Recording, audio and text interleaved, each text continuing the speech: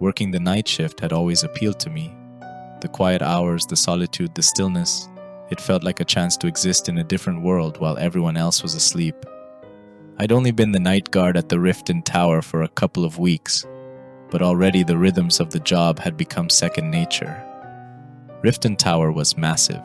By day, the building bustled with employees, from busy professionals to the occasional janitor hustling down the hall. But at night, it transformed into a different kind of place. Silent, deserted, a massive labyrinth of offices and empty rooms, with the city's dim lights barely filtering in through the windows. The building had been around for decades, but recent renovations meant it still looked modern. Rows of sleek cubicles, polished floors, and minimalist designs made the place look like any other corporate fortress. Yet, even in the sterile atmosphere, there was something about the stillness at night that made it feel almost too empty. It was like the walls themselves were holding their breath, waiting for something. I'd often wander through the office floors during my rounds, checking to make sure everything was in order. Nothing much happened on most nights, just the occasional flickering light or the distant hum of an air conditioning unit switching on. I liked the monotony of it. It kept my mind focused on routine, kept it from drifting. But that night was different. I was making my usual round when I saw it. A door that I could have sworn hadn't been there before. It was tucked away in the far corner of the hallway on the 5th floor, set back from the other offices as if it didn't want to be noticed. It was a plain, unmarked wooden door, nothing special about it at first glance. But something about it didn't sit right with me. I'd walked this hall plenty of times before, and I was certain I'd never seen it. For a moment I stopped and stared, considering whether I should investigate. But then I brushed it off. I was still new to the building after all. Maybe I'd just missed it before, or maybe it was an emergency exit I hadn't noticed. I shook my head, chalking it up to tiredness. The night shifts were starting to take a toll, and I figured my mind was playing tricks on me. I turned away and continued my round, though the door lingered in my thoughts. The next day, as I arrived for my shift, I ran into one of the few remaining employees still working late. His name was Mark, a quiet guy who worked in the legal department. We'd chatted a few times before during his long hours, and he didn't seem to mind having someone to talk to on those lonely nights. As we made small talk by the break room, I casually brought up the door. "Hey Mark," I began. "This might sound weird, but have you ever noticed a door down the hall on the 5th floor, kind of tucked away in the back corner?" He frowned, taking a sip of his coffee. "No, I don't think so. I mean, I work mostly on the 3rd and 4th floors, but I've never noticed any extra doors. Why?" I shrugged, trying to sound nonchalant. "I just thought I saw something weird during my shift last night. Might have been nothing." Mark chuckled. "You sure you weren't just tired? These late nights can mess with your head after a while. I've seen guys in here swearing they've heard all sorts of things after a double shift." I laughed along with him, but the uneasy feeling gnawed at me. Maybe he was right. Maybe I had just been tired. Still, the door had felt so real. After our conversation, I started my rounds again, and for a while, everything was normal.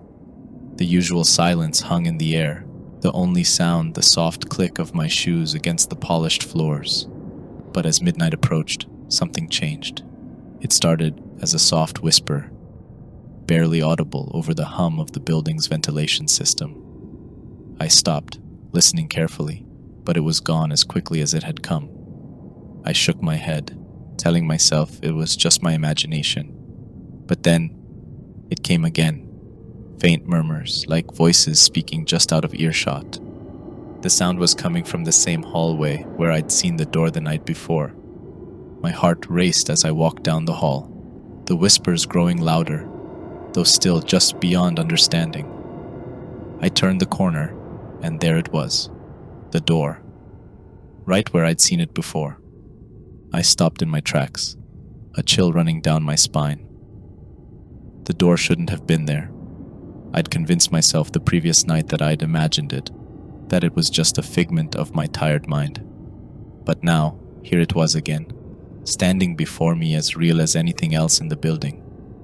I took a step closer, my pulse quickening. The whispers seemed to intensify, like they were calling me toward the door. My hand reached out instinctively, but before I could touch the handle, a wave of fear crashed over me, and I stepped back. "This isn't right," I muttered to myself. "This shouldn't be here." My head was spinning. I needed to clear my mind. I hurried to the nearest restroom and splashed cold water on my face, trying to shake off the eerie feeling that clung to me. I stared at my reflection in the mirror, the fluorescent lights above casting harsh shadows on my face. What was happening to me? Then the whispers came again. Louder this time, almost like a chorus of voices murmuring just behind the wall. I turned off the faucet, listening intently, my skin prickling with fear. The sound was coming from the hallway, the same hallway with the door. Against my better judgment, I found myself walking back toward it. My heart pounded in my chest and my throat felt dry, but I couldn't resist the pull. Something was drawing me closer. When I reached the hallway, the door was still there, waiting for me. This time, I couldn't ignore it. I stepped forward, my hand trembling as I grasped the cold metal handle. The door creaked open slowly, and what I saw on the other side made my stomach lurch. It wasn't an office or a room like I'd expected. It was a hallway, a long, narrow corridor that seemed to stretch on forever, lined with dozens of doors on either side. A strange haze hung in the air, distorting the walls and making the entire space feel unreal, like something from a dream. I stood frozen in the doorway, unable to comprehend what I was seeing. The hallway felt impossibly long, as if it extended far beyond the confines of the building. I tried to step back, to close the door, but then I heard it. A voice, faint but unmistakable, calling my name from behind me. It was a blur, the voice as if coming from a great distance. I spun around, my mind hazy, struggling to focus on the source of the sound. As the voice became clearer, I realized I was standing in front of a blank wall, the door nowhere to be found. "Hey, you okay?" I blinked, disoriented, and turned to see the janitor standing behind me, a concerned look on his face. I guess I just zoned out for a minute," I stammered, my voice shaky. The janitor nodded slowly. "It's easy to get lost in your thoughts in a place like this. Just be careful, all right?" I managed a weak smile and thanked him, though my mind was racing. What had just happened? Had I imagined the entire thing? The hallway, the doors, the voice. It had all felt so real. The rest of my shift passed in an uneasy blur. The building felt off, like something was lurking just beneath the surface, waiting to be found. And though I tried to shake it off, I couldn't stop thinking about that door and what lay beyond it. Several days passed, and though I tried to push the incident out of my mind, the memory of the hallway lingered. Every time I walked down that same fifth-floor corridor, I felt a knot of tension in my chest, expecting to see the door again. But it never appeared, not until that night. I was patrolling the office floors, the usual quiet enveloping the building, when I saw it. The door. I froze, my heart hammering in my chest. There it was again, standing in the same corner as before, as if waiting for me. A chill ran down my spine, and every instinct screamed at me to walk away, but I couldn't. I had to know what was behind it. I approached slowly, my hand shaking as I reached for the handle. The door creaked open, revealing the same endless hallway from before, the haze distorting the walls, the doors stretching into the darkness. This time I stepped inside. The air was heavy, thick with something I couldn't explain. The hallway was deathly quiet, save for the faintest echo of my footsteps as I walked. I passed the doors on either side, each one identical to the next, their dark wood standing out against the dim light of the hallway. The farther I went, the more the sense of wrongness grew. It was like the air itself was pressing down on me, suffocating, and the space around me was twisting, warping in ways that shouldn't have been possible. Then I heard it, knocking. Faint at first, but persistent, coming from one of the doors ahead. My heart raced as I approached the source of the sound, every step feeling heavier than the last. The knocking grew louder, more frantic, until it was accompanied by something else, screaming. I stopped in front of the door, my hand trembling as I reached for the handle. The screams on the other side were desperate, pleading, like someone begging for help. I wanted to turn back, to run, but my feet refused to move. I opened the door. The room inside was small, the walls bare, except for a figure in the corner. A woman, huddled on the floor, her back turned to me. She was crying, her shoulders shaking with sobs, but something about her felt wrong. "Ma'am?" I called out, my voice barely audible over the sound of her crying. I stepped closer, the air growing colder with every inch. My pulse quickened, a deep sense of dread washing over me, but I couldn't stop myself. I had to see her face. "Ma'am?" I repeated, my voice shaking. She turned slowly, her movements unnatural, as if her joints didn't bend the way they were supposed to. And then I saw her face, or rather, the lack of it. Where her features should have been, there was only a hollow darkness, an empty void that stared back at me. A scream erupted from the walls, not from her, but from everywhere at once. It pierced through me, cold and sharp, and I stumbled back, slamming the door shut behind me. My breath came in ragged gasps as I backed away, my hands trembling. I had to get out, but the hallway stretched on, darker now, the doors looming on either side. There was no going back. I walked forward, passing more doors. The air felt heavier, more oppressive, and the distant sounds of scratching and knocking echoed down the corridor.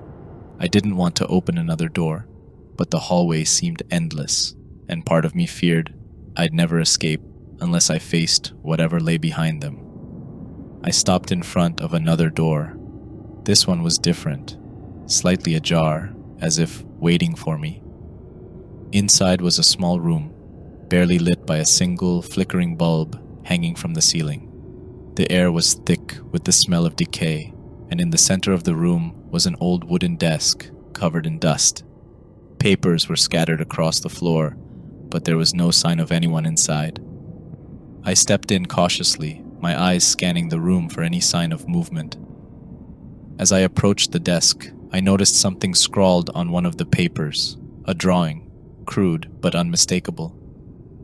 It was of the hallway, the same hallway I was standing in, stretching into darkness, lined with doors. But there was something else. A figure stood at the end of the hallway, barely visible through the haze, its body twisted and wrong. I dropped the paper, my skin crawling. The bulb overhead flickered, casting the room in brief flashes of light and shadow, and for a moment, I thought I saw something move in the corner of the room. I turned, but there was nothing there. That's when I heard the sound, scratching, low and deliberate, coming from beneath the desk. My heart pounded as I crouched down, the flashlight trembling in my hand. Something was underneath. I shone the light beneath the desk, and my breath caught in my throat. There was a figure there, curled up, its back turned to me. It was small, frail, like a child, but I knew instinctively that it wasn't. The scratching sound came from its hand, dragging slowly across the floor. "Hey," I whispered, though I didn't know why I was speaking to it. It didn't move. The scratching stopped. Slowly the figure began to turn, and as it did, I stumbled back, my flashlight dropping to the floor. I couldn't see its face, but I didn't need to.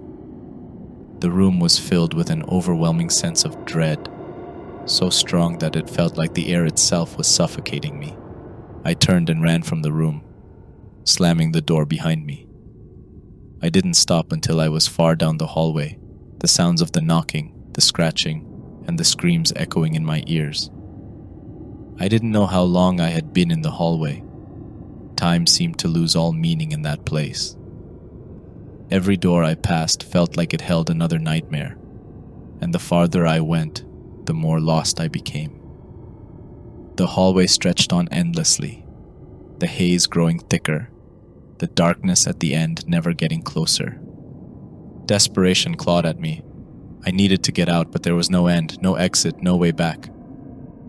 I stopped in front of another door, the third one I dared to open. My hand shook as I reached for the handle, but something inside me knew I had to open it.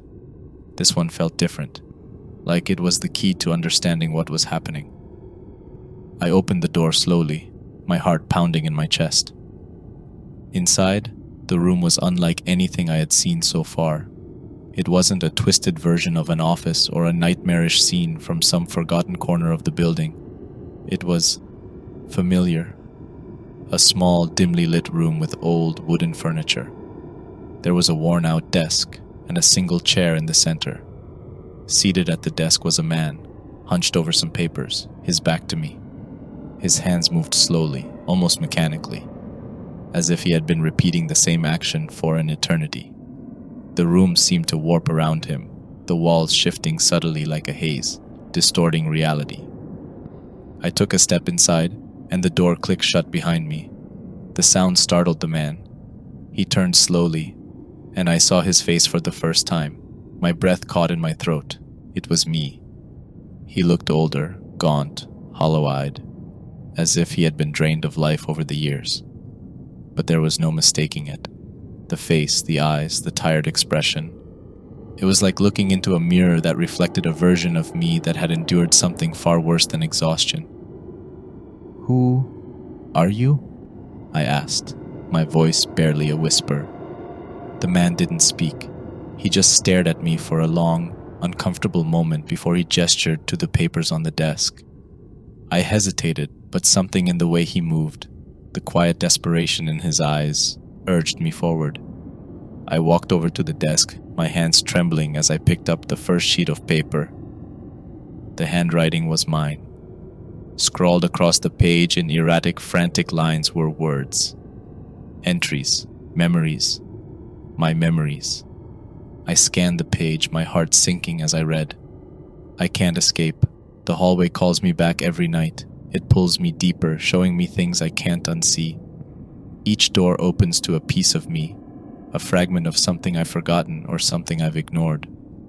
I've been here before countless times. I try to leave, but I always end up back here at this desk, writing the same story over and over. I flipped to the next page and the next and the next. Every page was the same, recounting the same experience, as though I had lived through these nights 1,000 times, always ending up back in this room. It was a loop, a cycle that never ended.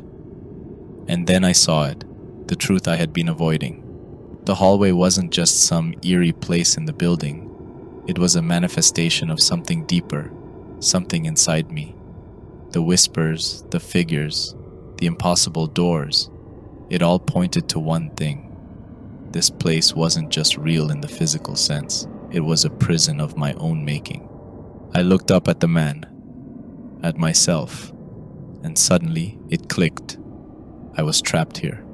This wasn't a nightmare I stumbled into by chance.